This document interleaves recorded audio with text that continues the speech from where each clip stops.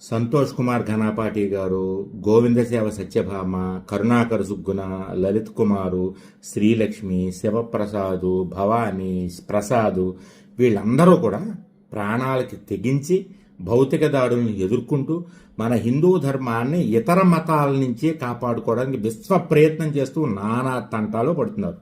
కానీ మనం ఏం చేస్తున్నాం? మన సాటి హిందువులనే మోసం చేసుకుని వీళ్ళు చేసేటటువంటి పోరాటానికి వెన్నుపోటు పొడుస్తున్నాం. ఎలాగా అంటే దొంగ ప్రమోషన్లు, ఫేక్ ప్రమోషన్లు చేస్తున్నాం. ఈ ఫలానా చేయండి, ఫలానా వాళ్ళకి ఫోన్ చేయండి, మీ కష్టాలు తీరిపోతాయని చెప్పి వాళ్ళు ఫోన్ చేసి డబ్బుని అన్నిటినీ కోల్పోయిన తర్వాత వాళ్ళకి చిరాకు వస్తే ఎవడో ఒకడు కొబ్బరి నూనె డబ్బా చేతిలో పెట్టేసి వాళ్ళని తీసుకుపోయి భర్త లేకుండానే వాళ్ళకి గర్భం రప్పించి పవర్ఫుల్ ప్రార్థనలు చేసేస్తున్నారు. ప్రార్థనల వల్ల భర్త లేకుండా గర్భాలు వచ్చేస్తున్నాయి.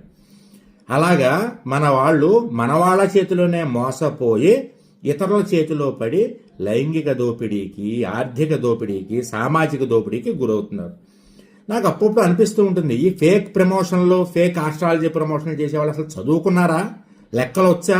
ఎందుకంటే మీరు త్వరలోనే ఊసలు లెక్కెట్టాలి, లెక్కలు వచ్చు కదా మీకు. కాబట్టి ఇందు మూలంగా నేను తెలియజేసేది ఏంటయ్యా అంటే, సాటి హిందువుల్ని మోసం చేసి ఆ పాపాన్ని మనం తింటూ మన పిల్లలకి పెడుతూ కర్మని పెంచుకుంటూ ఉండడం మనకు అవసరమా? మారండి, మీరు మారాలి. మారితే అప్పుడు పైకి మాత్రం శుద్ధపూసల్లా కలరింగ్ ఇచ్చుకుంటూ చేసేటటువంటి ఫేక్ ప్రమోషన్ని సైలెంట్గా చేసుకుంటూ ఉంటే జనాలు గమనించరేమో. నేను గమనిస్తా. నేను ఒక్కసారి గమనించడం మొదలు పెట్టానంటే గంగ చంద్రముఖిలా మారడం మీరు చూస్తారు. జాగ్రత్త.